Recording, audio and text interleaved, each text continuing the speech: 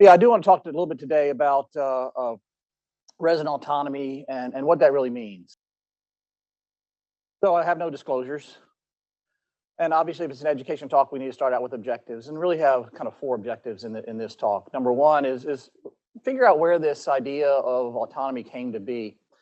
Talk a bit about whether this, the concern for resident autonomy is in fact a real concern. And then get a little bit behind the science of autonomy and skill development. And then finally, and actually more importantly, really discuss a kind of a larger concept as opposed to autonomy and dealing with skill development, and that is particularly the concern for self-efficacy.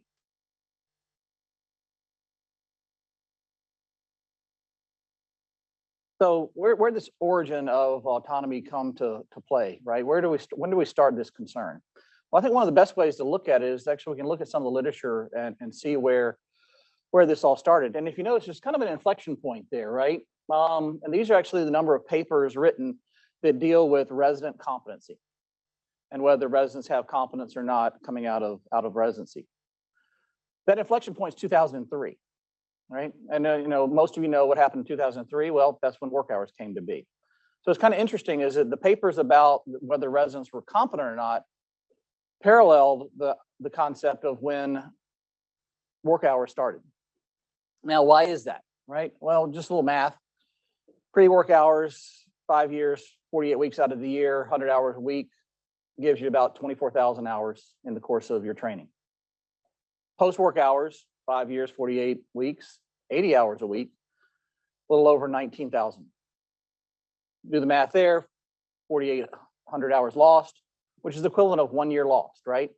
So what I think is what's going on is that people thought, well, gosh, we've got 1 year lost in training, then we must not be training people as competent as we were before. And in fact, actually, if you look at some of these titles, they're pretty provocative titles if you think about it, when some of these papers that came out. Confidence crisis among general surgery residents. Residency inadequately prepares trainees. Why Johnny can't operate, right? Can we do better? Issues in general surgery residency training. And again, are general surgery residents ready for practice? I mean, these are just a few. I can go on and on. We can fill up this board with these kind of titles. And again, they all started really, if you look at it, after 2003. In fact, actual numbers wise, from 2003 on, there were over 200 articles with concern with resident competence. The entire time prior to 2003, 21. So there's a big inflection point in that point. Chicken Little! What is it? What's going on? The sky is falling! The sky is falling! The sky is falling? Are you crazy? No, it's true. Come with me. No, son. Kind of makes us feel that way, right? The sky's falling. We've got people running around hollering that the sky's falling. I'm not sure it is. And I'm not really sure that it's anything new either. These are some papers that were written, and you see some of these titles as well. Could have fit just as well as that previous set, right? Problems in the training of the surgeon, problems in surgical residency training, problems in postgraduate surgical education. I don't have the dates up here, but if you look at who wrote some of those, you can probably figure out these aren't actually brand new, right? You have Blaylock there, Graham, et cetera. And you're right, 1930s, 1940s, 1950s. So I'd argue it's probably not a new thing that we're dealing with. In fact, some of the quotes we have on this, could be fit today as well. A sharp decline in ward material, which has taken place during the last 10 years, threatens to destroy the very basis upon which a good residency program training in surgery can be accomplished. Sounds like that could be written about the shift to most things being outpatient now, right? It would fit just as well into the paper today as it would in the past. Or the whole idea of super specialization, which is the other two talked about. And the one at the bottom talking about that, while talking about residence knowledge, there's a defect, and again, resident training has become too specialized. That could be written today as well, but they weren't. These were in the 40s and 50s. So I'd argue that this problem isn't a new problem, if it is in fact a problem to begin with, but it's certainly not a new one. And I would really think that what we're really dealing with here is we're dealing with a hindsight bias, that we've all gone uphill both ways when we go to come into work. And I would also argue that the residents here in the room and the residents on Zoom, no doubt that 15 years from now, 20 years from now, you're going to have that same hindsight bias that you had it harder than the people that you're training then. Now, you're not gonna believe me right now, but in 20 years you might. But it's not just me that thinks this way. I think this is actually a very good paper that looked at that as far as hindsight bias, and I think it shows up very well. Now, what you see here is this is a paper that actually they looked at, quote, asked young surgeons and old surgeons. Now, understand, for those in the room, I apologize, they consider old surgeons over 45. I don't consider that. That's their term, not mine, okay? So, because otherwise I think I'd have to be extra old, which I don't want to get into. But in any event, if you look at when they asked young surgeons, now understand what they've described as young surgeons, these are people that are actually fellows in the American College of Surgeons that have been in practice. So these aren't people that are thinking they're going to be trained well enough to do what they need to do, right? But these are individuals that have been practicing. And they asked them, were you adequately trained? 94% said yes. Now, when they asked the old surgeons, that hindsight bias, the same question, not even 2/3 said yes, that they felt those individuals were adequately trained. So you can see here, I think we do have a bit of a hindsight bias in that respect. So when we go from there, I think, we need to think about how do we deal with this with respect to surgical training now? Well, one thing to think about is that, some people, they may be right? I feel this way, but you always want to look at what people are thinking because, there's a possibility that they have something to listen to. So let's look at some of these arguments that people pose as to why individuals aren't as adequately trained as they were before. Well, we can't blame work hours, right? Because they're here to stay. It doesn't really matter whether you want to blame them or not. Nobody looks at that anymore because it's not something that can be fixed. So the easiest thing to do is, well, we've lost a year, so it must be case numbers, right? That's the reason why people aren't as well trained. They're not doing as many cases, those kind of things. Well, this is an article that they actually asked all the program directors with respect to the types of cases and looked at those. Types of cases the program directors came up with, they said that a resident needed to be able to do 121 cases, different types of cases, to be adequately trained as a general surgeon. And these cases, I know you can't see these here, but the point being is that only one of those cases had residents perform more than 50 times, and that was a lap chole. Interesting enough, 83 of them, they had performed less than 5 times. 47 of them less than twice. 31 of them less than once. And interesting enough, if you look at it, 63, over half, the mode, if you took all the mode of all the residents combined, was 0 of these 121 cases. So the argument was, well, we're not training people as well as we were before, right? I would look at it a little differently. I think the argument is this probably isn't a right list. I'm not sure that anybody ever came out adequately trained to have performed 121 cases, different types of cases, I should say. Well, another way of looking at it is case numbers is total numbers of cases, right? And this actually looks at the total cases in 2005 up to 2011. And what you actually see between 2005 and 2011, case numbers actually increased up to over 21% increase. Now, most of these from laparoscopic, as you might imagine, is sort of the era laparoscopy came into play. And so that's certainly where some of the changes occurred. But that said, this doesn't really cross over that 2003 barrier we were talking about before, right? Well, this article actually does. And if you look at from 1992 all the way up to 2006, there is actually a decline of 17 cases. Now, quote, 1 year lost, decrease of 17 cases. Not sure that actually is clinically significant at that point. But there is something interesting if you look at it. If you look at the blue line there, how it has declined precipitously. And what that is that's actually doing the assistant cases. Went from over 200 cases in 1992 to less than 50. So over 80% decrease in the number of assisting cases. And I bring that up, it's a little bit of foreshadowing because we're going to talk about that a little bit later as we move forward in this talk. Well, so case numbers we can't blame. So the next thing was, how are we using these cases? That must be what it is, right? And this is where the concept of autonomy started to come into play. And using the same concept I did in the earlier slide, I looked at the number of articles that talked about resident and autonomy, particularly surgical resident specifically. And what you see here is before 2016, 2 articles have been written.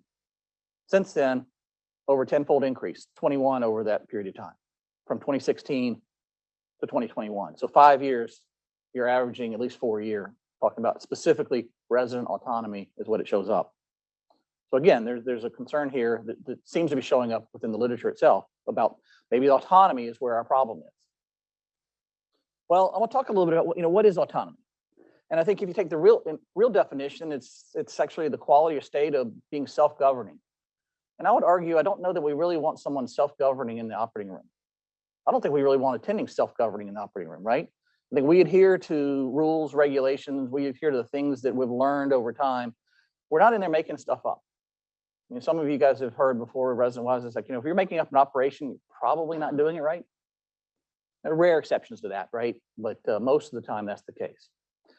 But to be honest, it's like what people really think about autonomy, you're really talking about the idea of independence, right? And that really is what we're focusing on here. So for the sake of argument, let's go with this concept of independence is what when people talk about autonomy, they're really talking about creating that independence itself.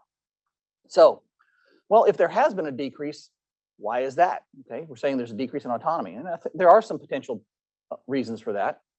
Certainly the work hours are one of them, right? Time constraints to get the work done, time constraints to get the cases done, throughput, those kind of things. Legal issues have always been brought up. It's like, is it okay as far as legally to have the resident doing the case if the attending's sitting in the corner, those kind of things. Monetary concerns, again, the throughput that needs to be done with respect to the attendings, the more cases done, the higher the RVUs, that certainly comes into play. Another things you hear, and although some of the papers just recently started coming out showing that there's actually no quality difference, but the quality of care has always been brought up, whether that be from the government or from the insurance companies. And then public perception, right? Whether that be from the media or otherwise that comes out. It's like, how is the resident training, those kind of things. And then finally, let's face it, with all the new technology coming out, there's a tremendous amount of a learning curve that an attending is taking. And does that take some of the autonomy away as we're learning these new technologies before we can actually pass them down? It's not the same thing as it just, okay, I can get you out of any trouble you need to be as if it's open, but it's more of a challenge when we're sitting not at the bedside, perhaps. So it takes some time for us as faculty to learn how to do that so it can pass down. But again, are these really new? And if you think about from financial, legal, and quality concerns, I would argue they're not.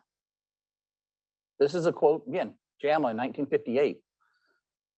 Many county and state medical societies, insurance companies, Blue Shield programs, and that's what they're called at the time, not Blue Cross Blue Shield, as well as state laws take the stand, and it goes down to the bottom, as we'll look at, that the person that signs it was responsible for the patient, not just responsible for the patient, but in addition, he, and I added the she, performed the operation. 1958, not quite 70 years ago. So again, these aren't new problems. I'll add to that the erosions of perceived erosions themselves with respect to the perceptions of the public also isn't new. This is almost 40 years ago now, and it talks about in JAMA, inaccurate, occasionally inflammatory descriptions of the educational surgeons and recent news reports have produced unnecessary anxiety in many patients.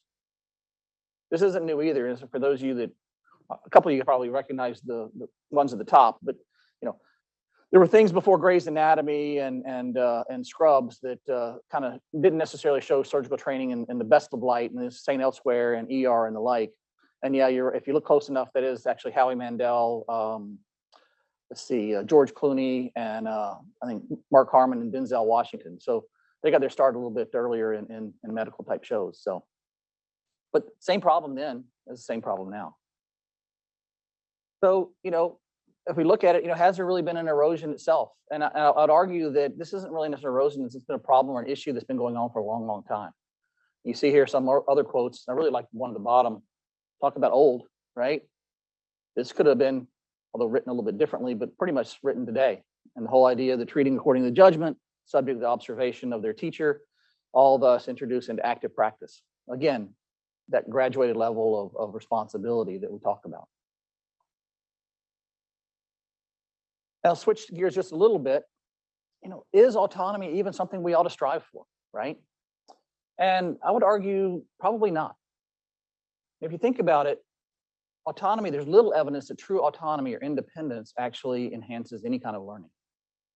If you're sitting there doing it by yourself, you don't have the opportunity for deliberate practice. Deliberate practice, we heard a great talk by Dr. Brazel a couple weeks ago dealing with feedback. And if you have that true autonomy, there is no feedback. So if you're not there, if the faculty aren't there, you're not getting the feedback without some supervision, you don't have the feedback. Without feedback, there's no growth. So this is an area where I think we need to be aware of. And this is where feedback and fits very well with the previous talk. So what I really think here is what we're dealing with is we have a big elephant, right? And the elephant is just simply surgical training. But people are trying to figure out, okay, how do we fix it by trying to find out where the problems are? And unfortunately, I think the problems are that we're really sitting here and they're trying to find bits and pieces instead of looking at a more holistic view. And so I think we can look at it in a really new lens. We're looking at it too narrowly each time.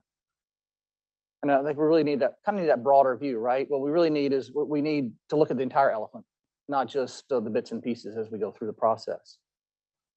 Now, how do we do that? And again, this is, I think, where the concept, and I want to talk a little bit about from here on, that concept of self-efficacy.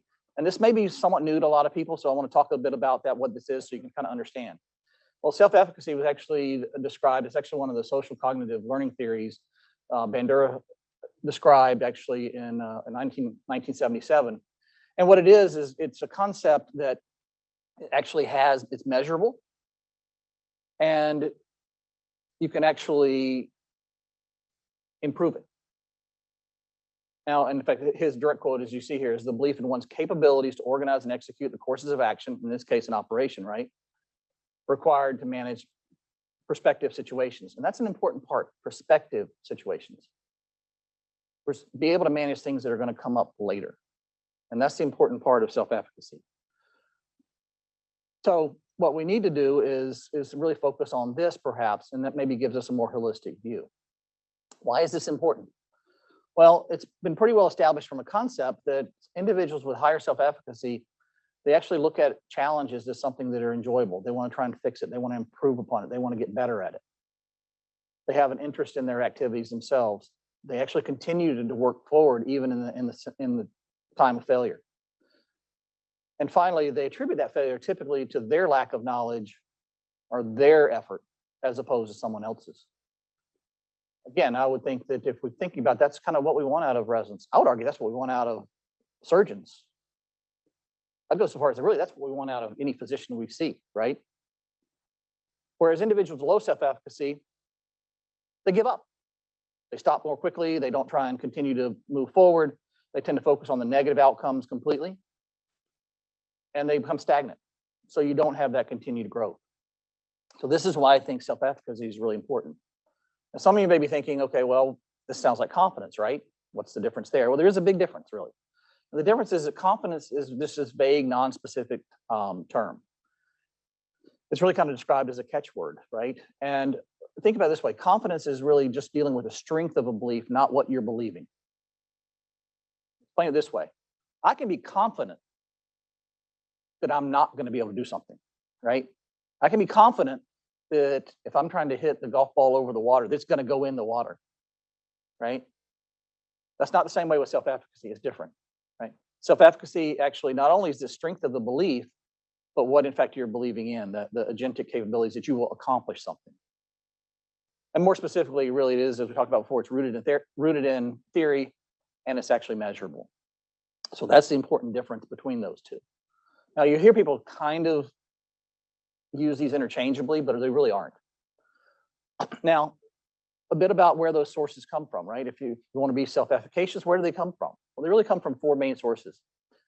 The easiest to explain is mastery experiences, right? Mastery experiences is just you have the opportunity to do the things over and over and over again. If you become successful at doing them, you get increase your self-efficacy. Similarly, if you actually don't succeed without eventually moving forward, you can actually hinder your self-efficacy. So that's a pretty easy one to grasp. Social modeling or vicarious experiences are something else. And this kind of goes back to that initial slide, one of the slides I showed as far as the TA experience you have. What this is seeing other people do that task that you're trying to do, but other people that are kind of at your level, right? And that helps you see that, hey, if he or she can do it, then I can do it too, kind of thing. Social persuasion, this is the idea that this is where your teachers, your mentors, your peers, all of that come into play. Those individuals that are giving you the feedback you need to continue to move forward. Those individuals that are saying, yes, you did well, but. Right? And it's not just platitudes of you did a nice job, pat you on the back kind of thing, as we heard in the feedback before, but it's that area where you can actually listen to individuals and they actually help you move forward. And then finally, psychological responses, that's kind of, again, a little bit difficult to understand, but the idea here is that your overall psychological time when you're doing the task can actually directly affect your self-efficacy. In other words, if you're in there, you're highly stressed. Some stress is good, right? But if you're highly stressed, those kind of things, then the opportunity to continue to grow and build actually is certainly a challenge. So with this as a big background, right? Now, how are we doing as far as residents are concerned? And this is where I want to focus the last part of this talk. We actually did a study and we looked at, we thought there would be deficits in self-efficacy of the PGY5 residents for particular operations. How do we do this? Some of you guys actually were involved with this, but we actually developed a survey and did utilize a well-established self-efficacy scale and asked specifically to have you performed and also have you taught start to finish particular operations. Now we picked operations actually based on, we kind of crossed the top 15 cases in the AHRQ database of individuals after the first 10 years out of surgical residency, combined with the ACGME case logs. We added a couple others in there because this was actually as the EPA pilot was still going on, and wound up with a total of 10 cases to look at. And then we distributed this to all on the AB site actually in 2020. And with this, we wound up with quite a good response rate, total of 1,300 plus PGY5 residents responded to the survey, which is well over 80%. All right, well, so how are they doing? Well, this is a result. And you see the 10 cases there on your left. And again, understand what we said is they are able to, right? There's a layer of 5. So this is specifically, yes, I am capable of doing this. It's not, I probably can or anything else like. So that is the concept, is yes, I can, right? That truly the understanding of self-efficacy. And if you look at it, pretty wide range. And I'd argue that if you look at though the one on the left, those 10 are pretty reasonable. I mean, maybe trauma thoracotomy, as far as anybody coming out of residency, may not be actually as reasonable as others up there. But I would argue that these 10 are, if you think of a general surgeon, most of those up there are things you really ought to be able to do. Not 121, it's just 10. Huge difference in range of self-efficacy, right? All the way from 90% down to 19. What really kind of scares me, I must admit, as you think about it, is that these are PGY5s halfway through their chief year. And almost 10% don't feel they are able to do a wide local excision. Put all of these together, and again, if this encompasses a general surgeon coming out, put all of them together, how many can do all of these? In other words, they felt they were self-efficacious on each and every one of them, less than 8%.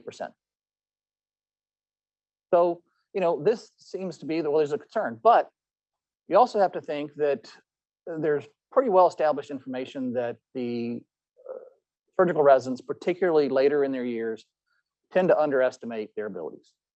So we needed to actually corroborate this another way. So we actually took basically the same survey and then sent it to all the program directors.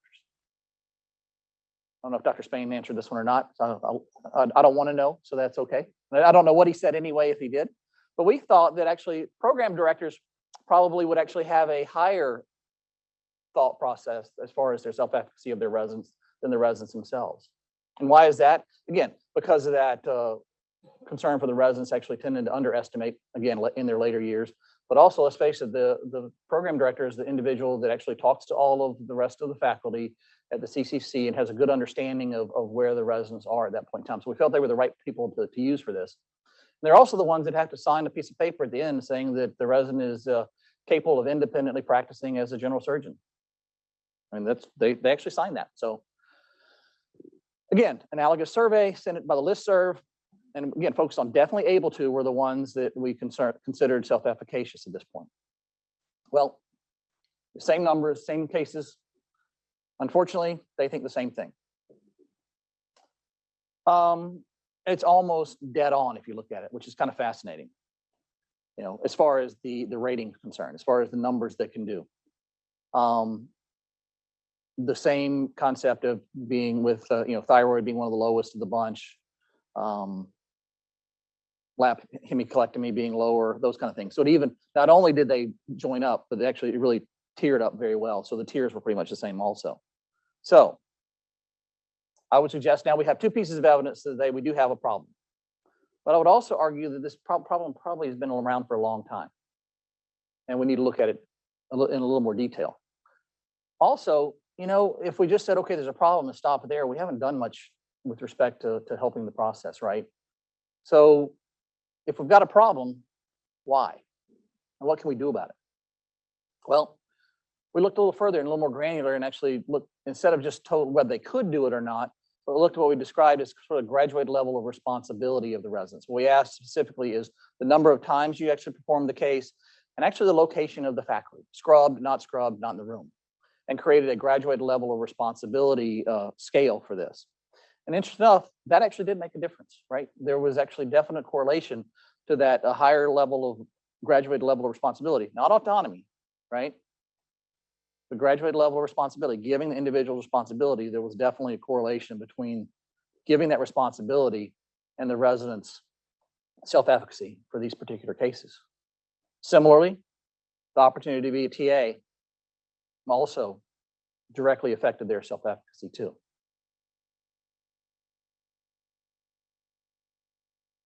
So, but if we just focus strictly on the master experiences, that the one up here on your upper left, I think we're doing a disjustice, right? There are other ways of creating this an individual that's self-efficacious with what we're trying to succeed at. And so we just stopped there. We're ending a good part of it. So what we did further is we actually then looked at some other factors. What other factors might affect, whether those be individually or institutional? And we really did think that there should be some other extrinsic or intrinsic factors that should be associated with resident self-efficacy. So what do we look at? Extrinsic, that kind of programmatic ones, if you think about, right? We looked at, are the residents required to do research? Do they have emphasis in the program on that graduate level responsibility? Are there institutional policies mandating, which there certainly are in a lot of places, that mandate that the attending is scrubbed in? Similarly, we wanted to try and get it, we couldn't quite do it, but many places, of course, the attending has to be there for the timeout.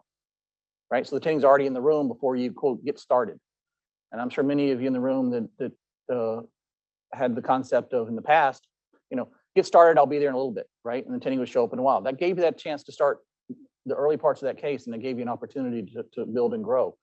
If we've got to be in the room for the timeout, oftentimes you're already there. And then fellowship programs, we looked at that as well.